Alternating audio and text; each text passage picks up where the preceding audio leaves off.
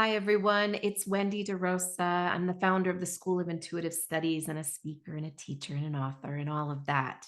I'm excited to be with you here right now, talking about the clairs. What are the clairs? So, first of all, I'm going to say a little bit about intuition to help give you a little background in terms of what these clairs are.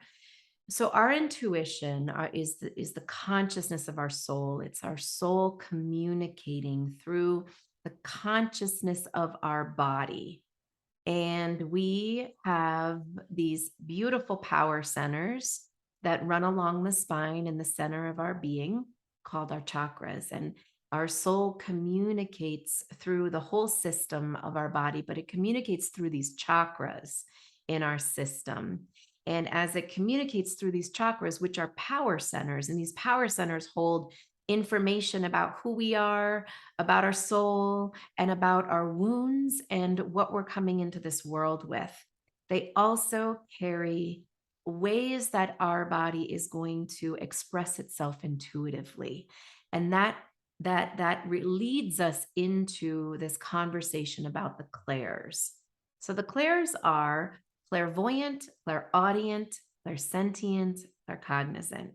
And I have from my personal opinion, I have this way of really normalizing intuition because we're sort of talking about very metaphysical experiences and terms that can feel out there for some people. But I want to bring it down to this humanity level because most of us who are waking up to our intuition might feel a little weird initially. Like, what is this? What is my body doing? Where is this information coming from? And am I, an odd person here?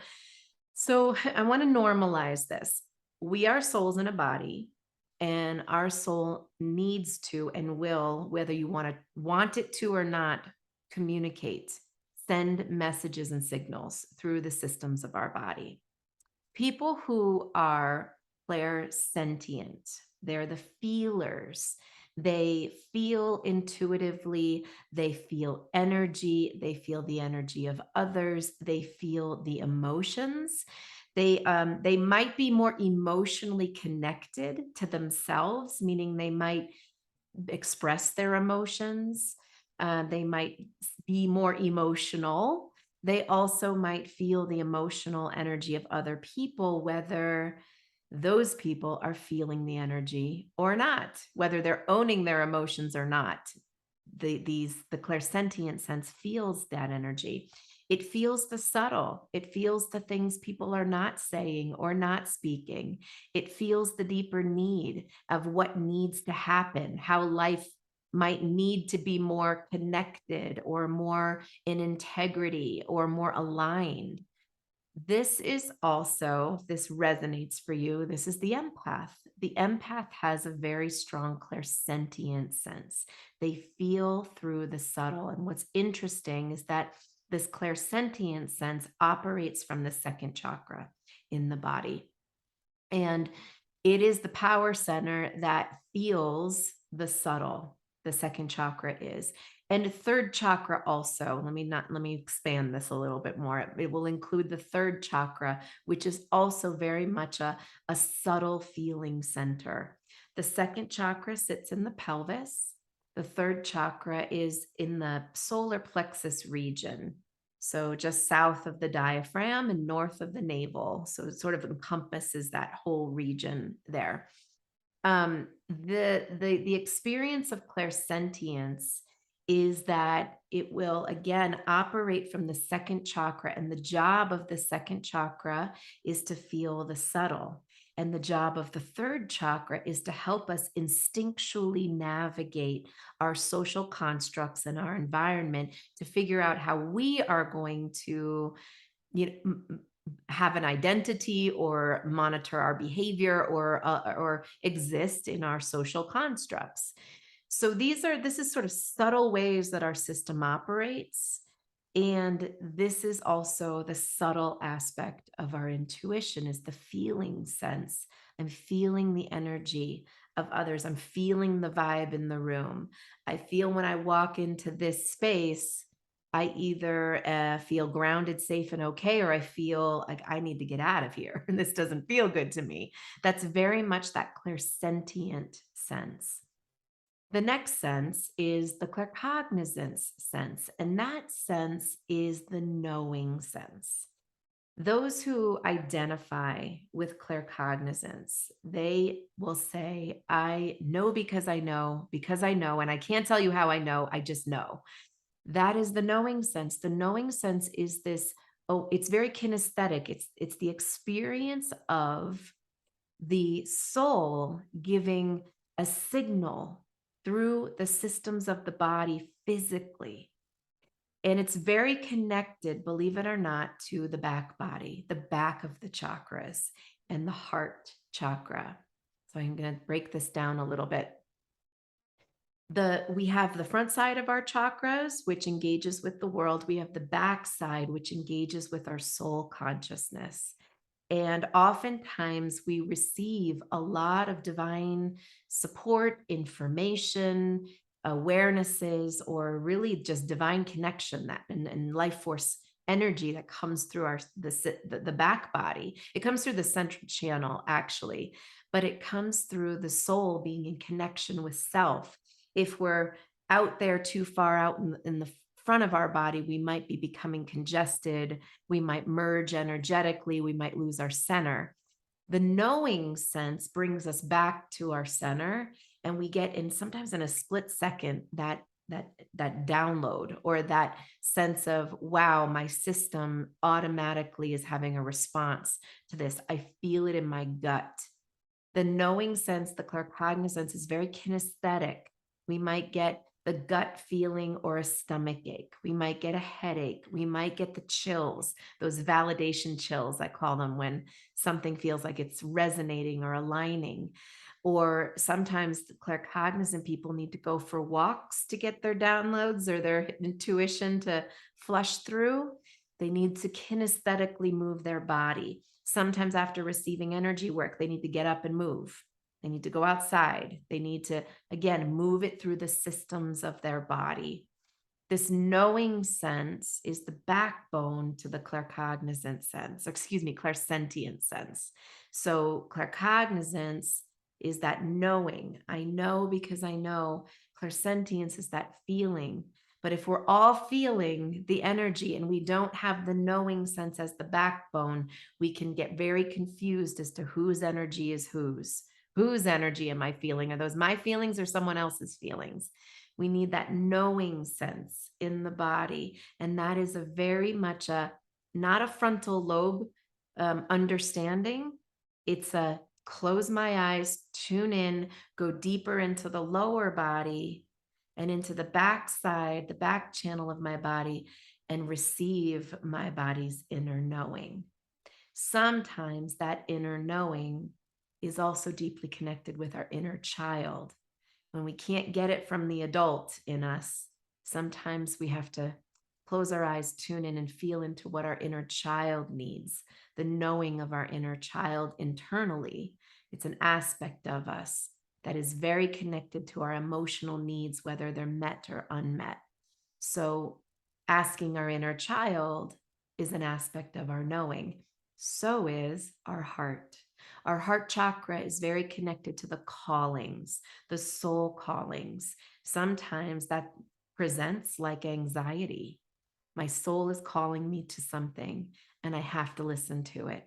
Sometimes it presents as desire or that pull. I can't not do this and I don't know why I need to. That's not rational. I just know I need to. I need to fulfill this karma, this destiny, this dharma in my life, and I need to follow that path. It's very visceral in the body. It's very kinesthetic, that calling. And in that case, it's a claircognizant sense. The heart is also this doorway between, or portal, we'll say, or bridge between upper body intuition and lower body intuition. Lower body is that clairsentient experience, and the claircognizant. Upper is taking us to the next clair, which is the clair audience, and that is hearing intuitively. And sometimes that hearing is about hearing our higher self and the divine messages. And sometimes it's hearing the lower self, like our inner child or our heart. And so in this case, the heart is engaged also with the clairaudience, because sometimes we can hear from the heart space, or we can hear from our higher self. It has more to do, clairaudience, with the backside of the throat chakra. Again, it's back body, leaning in, tuning in, and receiving. Front side is about the expression. The back side is about intuitively listening.